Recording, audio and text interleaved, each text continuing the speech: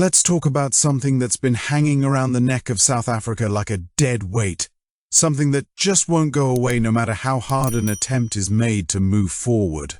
Once again, the bones of apartheid are being dug up, fingers are being pointed, investigations are being launched, and so-called apartheid crimes are being prosecuted nearly 3 decades after the dawn of democracy. And for what? For justice or for votes? Let the truth be faced. Here it is, 2025, and the African National Congress. Yes, the very same ANC that has ruled this country with a firm but fumbling grip since 1994 is now suddenly obsessed with opening old wounds. The same ANC that has presided over record-breaking unemployment, stomach-churning corruption, and a crime rate so high it could give Hollywood horror scripts a run for their money. Suddenly the role of moral compass is being assumed. The hero is being played in a drama that ended almost 30 years ago. Really? While citizens in townships and suburbs alike live in fear of being robbed, hijacked, or worse, the government's attention is focused on prosecuting elderly former cops and clerks from the apartheid regime.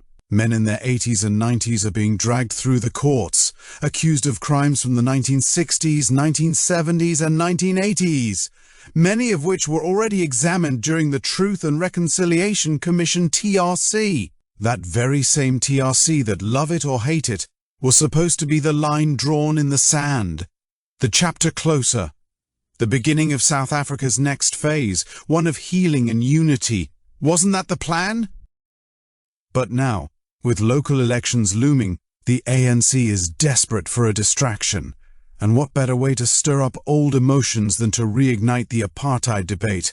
Nothing gets the public more riled up than a good dose of racial tension. Look, it hasn't been forgotten. The fight is still happening, is being said with pride, when in reality it's a transparent attempt to mask repeated failures.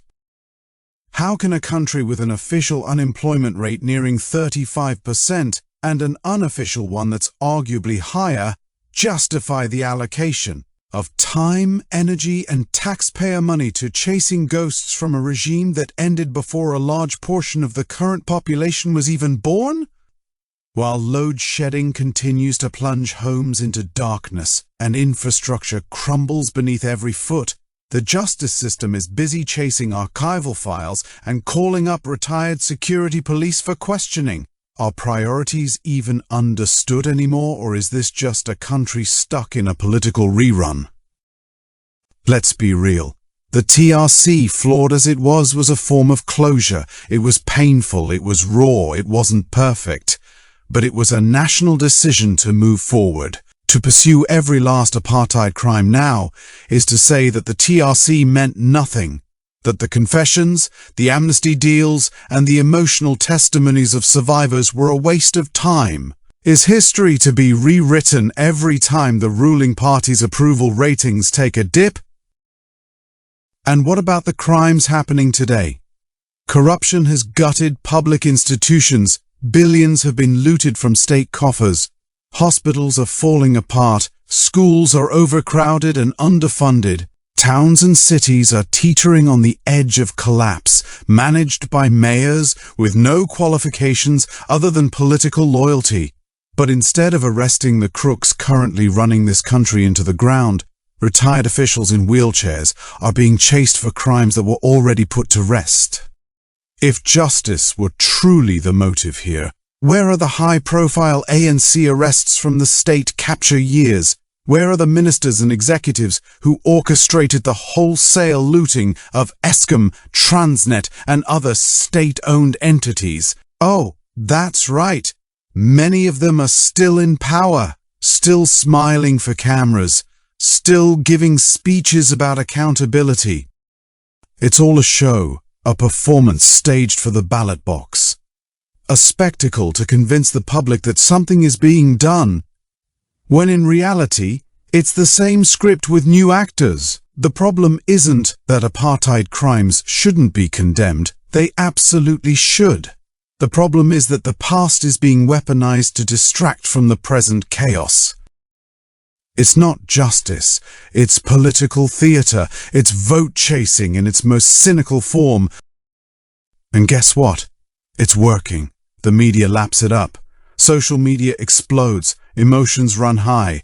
And in that chaos, youth unemployment goes undiscussed. Corruption in local municipalities goes unmentioned. The fact that a majority of South Africans don't feel safe in their own homes is pushed aside. The ANC gets to shift the narrative, frame themselves as the defenders of justice, and push the real issues off the front page. But the manipulation is visible. South Africans are not stupid. The truth is recognized when it's being twisted. So here's the question. Should resources continue to be poured into reliving the past, or should fixing the present finally be prioritized? Because while shadows are being chased, the real criminals, those who've hollowed out the soul of this democracy, continue to walk free.